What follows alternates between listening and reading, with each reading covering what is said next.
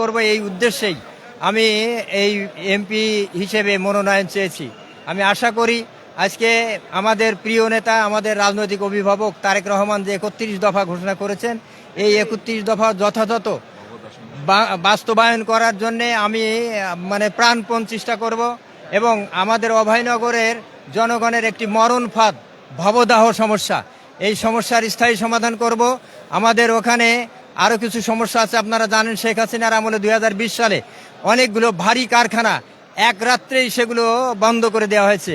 এই বন্ধ কলকারখানা চালু করব এবং বন্দর নগরী নোয়াপাড়ায় যাতে ব্যবসা বাণিজ্য ভালো হয় এবং বাঘারপাড়ায় একটি পৌরসভা আছে যেটা সি গ্রেড পৌরসভা, ওইটাকে এ গ্রেড পৌরসভায় উন্নীত করব।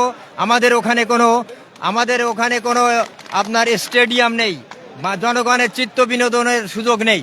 অবশ্যই আমরা অভয়নগর এবং বাঘারপাড়ায় দুইটি আলাদা আলাদাভাবে আমরা স্টেডিয়াম, খেলার মাঠ তৈরি করার চেষ্টা করব এবং মানব সম্পদের উন্নয়নের জন্য শিক্ষার গুণগত মান এবং অবকাঠামোগত উন্নয়ন করব, ড্রেনেজ ব্যবস্থার উন্নয়ন করব এবং যতগুলো বেকার সমস্যা আছে সেগুলো সমাধান করব, মাদক উচ্ছেদ করার চেষ্টা করব, সমস্ত সন্ত্রাসীদের স্তব্ধ করে দেওয়ার জন্য যা কিছু করার আমরা তাই করব ইনশাল্লাহ। এনিথিং মোর? এখন আপনার কি কি কাজ করছেন?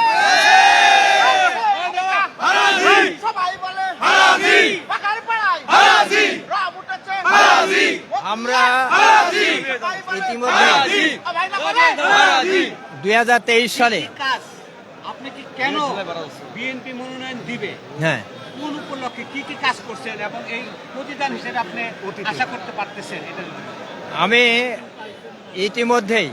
ইতিমধ্যেই বাংলাদেশ জাতীয়তাবাদী দলের আমাদের নেতা তারেক রহমান যে ঘোষণা দিয়েছিলেন দল পুনর্গঠন করার জন্যে, আমরা রুট লেভেলে ওয়ার্ড কমিটি থেকে শুরু করে সমস্ত কমিটি সম্পন্ন করেছি, থানা পৌর সবগুলো সম্পন্ন করেছি। এই জন্যে এলাকার উন্নয়নের জন্যে আমরা জনগণকে ঐক্যবদ্ধভাবে এই ১৭ বছর অভূতপূর্ব আন্দোলন করেছি।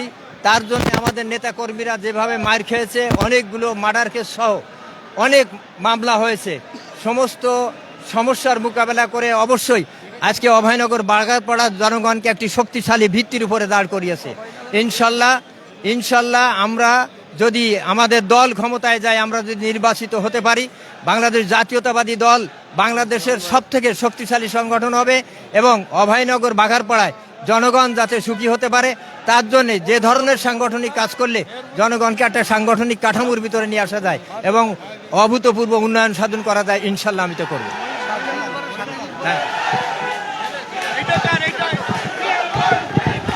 দর্শক, আপনারা এতক্ষণ দেখছিলেন সরাসরি গুলশান যে বিএনপির কার্যালয় রয়েছে সেই কার্যালয় থেকে আমি সরাসরি যুক্ত হয়েছিলাম এবং আপনারা এতক্ষণ যেমনটা দেখছিলেন যে আমরা সরাসরি তারা যে যদি দল তাদেরকে মনোনয়ন দেওয়া হয় তখন তারা এলাকার স্বার্থে যে কাজ করার অনুভূতি ব্যক্ত করেন।